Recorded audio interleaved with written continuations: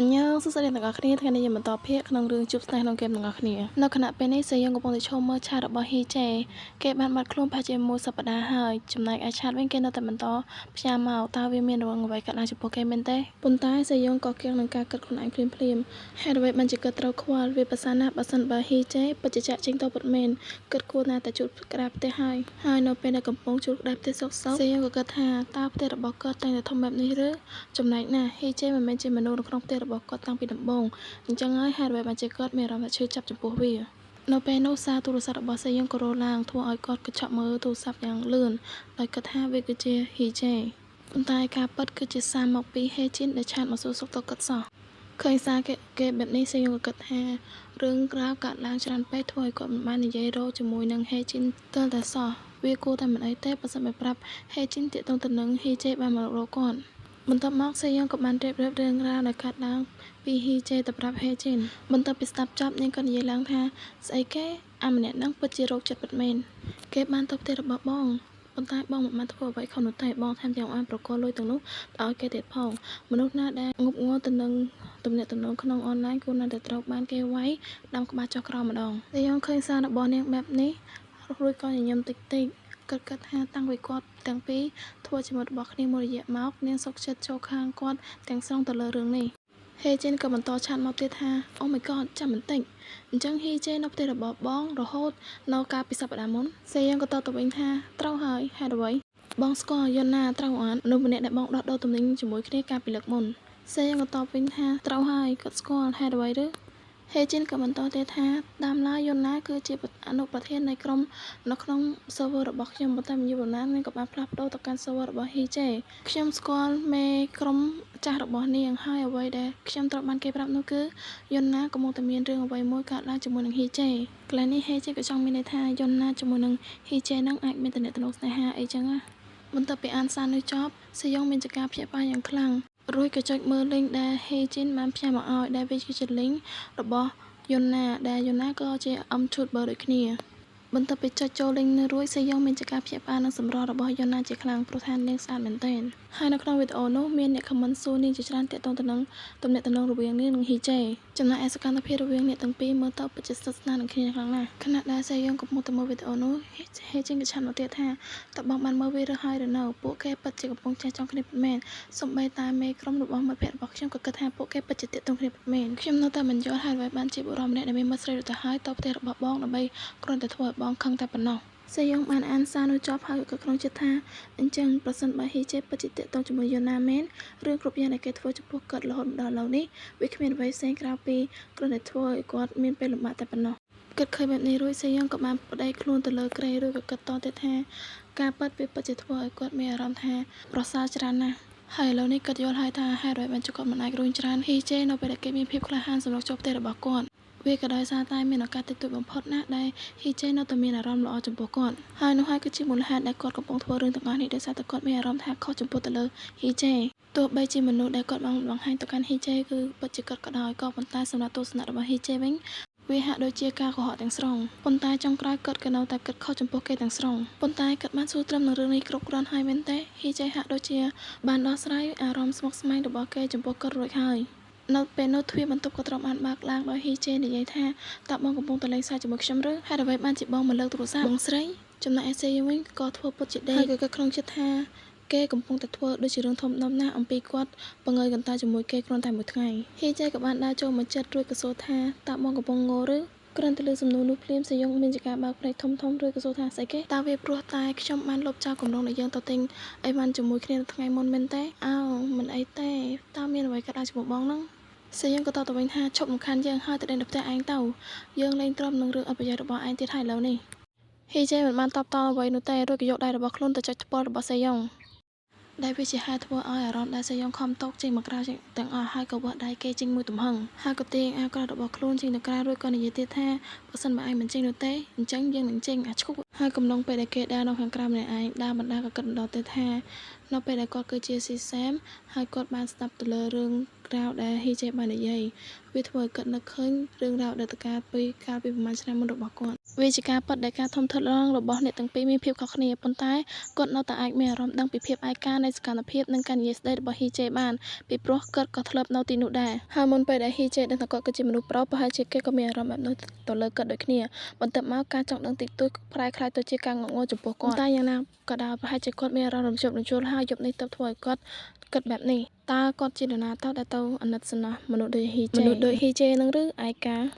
បន្ទាប់ពីដើរបានមួយសន្ទុះធំសេយ៉ុងក៏ចាប់ផ្ដើមត្រជាក់ហើយក៏គិតថានឹងចូលទៅជ្រកនៅកន្លែងណាមួយសិនហើយក៏លូកដៃរបស់ខ្លួនចូលក្នុងហោប៉ៅប៉ុន្តែក្នុងហោប៉ៅគឺអត់មានអីទាំងអស់សូម្បីតែទូរស័ព្ទហើយនិងកាបូបព្រោះថានៅពេលដែលគាត់រត់ចេញមកនោះគឺគាត់អត់បានយកអីទាំងអស់ហើយក៏គិតថាគាត់គួរណាស់តែទាត់ហ៊ីជេចេញហើយដើម្បីបានជាគាត់ចាក់ចេញនៅពេលដែលនោះគឺជាផ្ទះរបស់គាត់នឹងហើយកំឡុងពេលដែលកំពុងដើរសុកនោះស្រាប់តែមានឡានមួយសប្លេគាត់ពីក្រោយតែបង្ហាញឲ្យឃើញថាវាគ្មាននរណាផ្សេងទេក្រៅពីហ៊ីជេបន្ទាប់ពីរកឃើញសេយ៉ុងហើយក៏គាត់មិនបាននិយាយច្រើននោះទេរួចក៏ដើរមកចាប់ដៃរបស់សេយ៉ុងប៉ុន្តែសេយ៉ុងក៏បានកន្លះដៃនោះចេញឃើញបែបនេះហ៊ីជេក៏ដកដង្ហើមធំបន្តិចរួចក៏និយាយឡើងថាតើអ្វីទៅដែលធ្វើឲ្យបងខឹងសេយ៉ុងក៏តបទៅវិញថាហេតុអ្វីមិនចាឯងមិនប្រើការកាត់របស់ឯងទៅតើអ្វីដែលឯងកំពុងធ្វើចំពោះយើងនេះជារឿងធម្មតាឬហ៊ីជេលើបែបនេះក៏សួរទៅវិញទាំងឆ្ងល់ថាអីគេចង្រៃយោឯងពិតជាមិនដឹងថាពេលណាឯងគួរតែឈប់ពិតមែនឈប់នៅផ្ទះរបស់យើងហើយចាក់ចេញឲ្យបាត់ទៅចង្រៃយោបងគិតថាខ្ញុំស្នាក់នៅទីនោះពីព្រោះខ្ញុំចូលចិត្តរស់នៅក្នុងគំនរសម្រាមឬហ៊ីជេក៏គាត់បាននិយាយបន្តទៀតថាហេតុអ្វីបានជាបងស្រែកឲ្យកំហោកឲ្យខ្ញុំភ្លាមបែបនេះ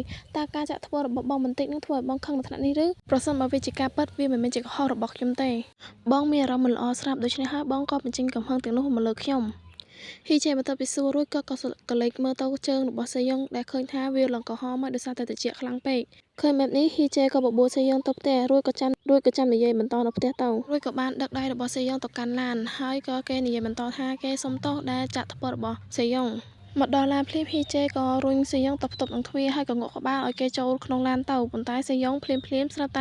ទាត់ឡានហ៊ីជេមួយទំហឹងហ៊ីជេបន្ទាប់ពីឃើញបែបនេះមានចការគាំងរួចក៏សួរកាន់សេយ៉ុងវិញថាបងស្រីតើបងឈួតហើយមែនហ្នឹងចំណែកសេយ៉ុងវិញគឺក៏អត់ខ្វល់តែគាត់ទៅបន្តទាត់ឡាននឹងទៀតចំណែកហ៊ីជេវិញពិតជាខំប្រឹងតបខ្លួនឯងមែនទែនកុំឲ្យខ្លួនមិនចេញកំហុសទៅលើសេយ៉ុងបែបនេះសេយ៉ុងក៏សួរទៅកាន់គេថាយ៉ាងម៉េចវាធ្វើឲ្យឯងខឹងមែនទេទាំងគេក្នុងចិត្តថាឲ្យហ៊ីជេនឹងវាយគាត់ឲ្យខ្លាំងមកដើម្បីបញ្ចប់រឿងនេះប៉ុន្តែហ៊ីជេមិនបានតបតវិញនោះទេគេបានត្រឹមតែឈរហើយខំមកសង្កត់ចិត្តរួចក៏ទាញទ្វារឡានបើកយកកន្សែងបងកមករុំឲ្យសេយ៉ុងហើយខណៈពេលដែលកំពុងតែរុំកន្សែងបងកឲ្យសេយ៉ុងនោះគាត់មិនមែនរុំធម្មតាដូចចាប់ទាញយកហ្មងមើលទៅមុខសេយ៉ុងទៅគឺដឹងហ្មងមុខនឹងស្វាយហ្នឹងពីរំកន្សែងបងក៏ឲ្យសេយ៉ុងរួចហ៊ីជេមានចការស្រែកយកមួយទំហឹងយកហ្មងហើយក៏និយាយថាខ្ញុំពិតជាខឹងខ្លាំងណាស់យ៉ាងហោចណាស់ក៏យកទូរស័ព្ទរបស់បងមកជាមួយដែរនៅពេលដែលបងចាក់ចេញតែបងគិតថាខ្ញុំចូលចិត្តរកបងនៅជាមួយនឹងរបស់ដ៏ឈ្ងុយទាំងនេះឬបងធ្វើឲ្យខ្ញុំព្រួយបារម្ភខ្លាំងណាស់ហើយយ៉ាងម៉េចប្រាប់ខ្ញុំឲ្យចាក់ចេញកុំរត់ចេញក្រៅដោយស្លៀកពាក់បែបនេះវាហាក់បីដូចជាបងកំពុងតែព្យាយាមបង្កក់ខ្លួនឯងស្លាប់យ៉ាងចឹងបងគឺជាមនុស្សម្នាក់ដែលនាំឲ្យខ្ញុំធ្វើបែបនេះតាំងពីដំបូង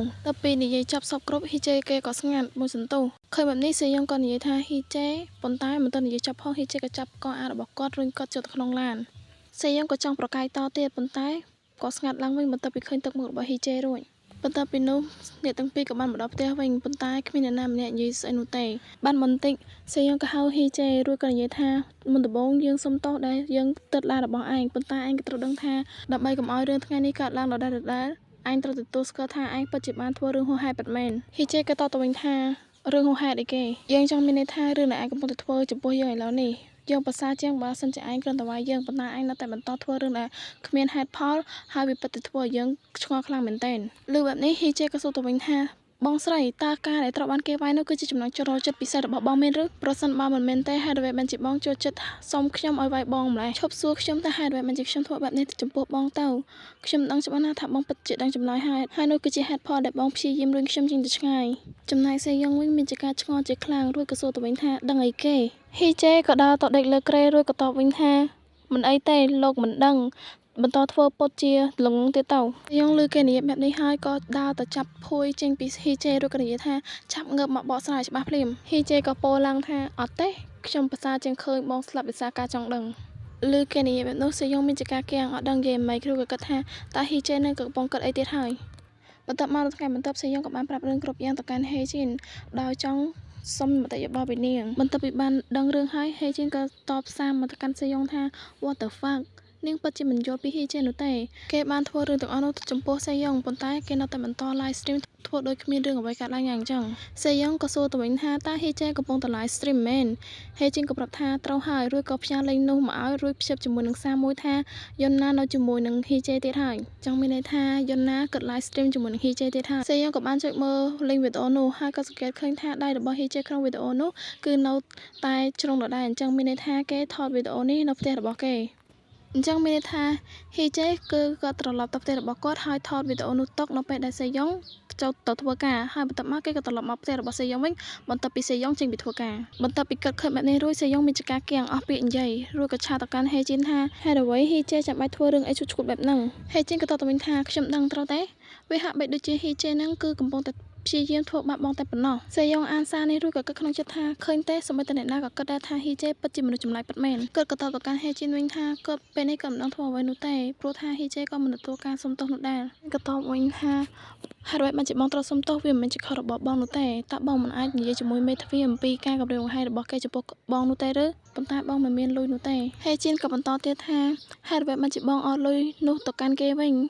ខ្ញុំមិនគួរណាណែនាំបងទៅកាន់យន់ណានោះទេតាំងពីដំបូងសុំទោសសេយ៉ុងក៏និយាយទៅវិញថាហេតុអ្វីបានជាឯងសុំទោសហើយក៏គាត់ក្នុងចិត្តថាតាមពិតទៅគិតអំពីវាឥឡូវនេះប្រសិនបើពេលនោះគាត់បានប្រកល់អាចធំនោះទៅកាន់ហ៊ីចេហើយកាត់ទំនាក់ទំនងជាមួយគេតើគេពិតជាទទួលយកវាពិតមែនឬគាត់មិនប្រកបចិត្តនោះទេហើយបន្ទាប់មកសេយ៉ុងក៏ត្រឡប់មកផ្ទះវិញដោយបើកទ្វារបន្ទប់លបហើយមើលខាងក្នុងបន្ទប់ក៏ឃើញថាវាពិតជាគ្មានហ៊ីចេពិតមែនហើយក៏ក្នុងចិត្តថាតើហ៊ីចេពិតជាទៅវិញទៅមកពីផ្ទះរបស់គាត់ទៅផ្ទះរបស់គេមែនទេហើយសេយ៉ុងរបស់យើងគឺដាក់ច្បាប់កន្លះថ្ងៃដើម្បីតែមកពិនិត្យមើលថាហ៊ីចេពិតជាធ្វើបែបហ្នឹងមែនហើយបន្ទាប់មកក៏បានទៅផ្លាស់ប្ដូរសម្លៀកបំពាក់ហើយក៏ log in ចូលក្នុងហ្គេមហើយក៏ឆែកមើល system ឃើញថា HJ ពិតជាបាន log in ចូលពិតមែនប៉ុន្តែគេមិនបាន live stream ផងហ្នឹងឬពេលនេះគេអាចលេងហ្គេមជាមួយនឹងយន់ណាហើយគេក៏បានចុចទៅមើល live stream របស់យន់ណាហើយក៏ឃើញថា HJ ពិតជាលេងជាមួយនាងពិតមែនដោយ HJ ជួយយន់ណាដើម្បី upgrade item របស់នាងហើយចំណែកឯក្នុង comment វិញម្នាក់ៗក៏និយាយថា HJ និងយន់ណាតាក់ទងគ្នាមែនទេហើយក៏ថាទៀតថា HJ កំពុងធ្វើសកម្មភាពជា alpha នៅមុខមាត់ស្រីរបស់គេអីចឹងហើយយន់ណាក៏តបទៅវិញថាត្រូវទេគេកំពុងតែធ្វើជា alpha ហើយលើបែបនេះសេយ៉ុងក៏គិតក្នុងចិត្តថាដូច្នេះពីរអ្នកនឹងពិតជាតាក់ទងគ្នាមែនឬប៉ុន្តែភ្លាមៗនោះ HJ ស្រាប់តែនិយាយឡើងថាតើយើងប្រាប់ប្រមាណដល់ហើយថានាងមិនមែនជាមិត្តស្រីរបស់យើងទេឬ HJ និយាយបែបនេះសេយ៉ុងក៏គិតម្ដងទៀតថាឬក៏ពួកគេមិនមែនដេតគ្នាទេគាត់ពិតជាមិនអាចប្រាប់បាននោះទេព្រោះថាអ្នកល្បីភាគច្រើនគេមិនដែលប្រាប់ថាគេមានទំនាក់ទំនងនោះទេហើយនៅក្នុងការ live នោះសុកស្រាប់តែបិសាចយៈនោះចេញមកហើយម្នាក់ប្រាប់ថាហ៊ីចេឆាប់បញ្ចប់ជីវិតវាទៅប៉ុន្តែហ៊ីចេស្រាប់តែនៅស្ងៀមត្រឹងធ្វើឲ្យអ្នកគ្រប់គ្នាមានការឆ្ងល់ជាខ្លាំងសូម្បីតែសេយ៉ុងក៏ដូចគ្នាដែរប៉ុន្តែភ្លាមៗនោះទូរស័ព្ទរបស់សេយ៉ុងស្រាប់តែរឡើងដែលវាបង្ហាញឲ្យឃើញថាអ្នកដែលខលចូលមកនោះគឺហ៊ីចេនេះត្រូវបានបញ្ចប់ត្រឹមប៉ុណ្នេះអរគុណអ្នកគ្រប់គ្នាសម្រាប់ការគាំទ្រជួបគ្នានៅវីដេអូក្រោយទៀតអញ្ញងបាយបាយ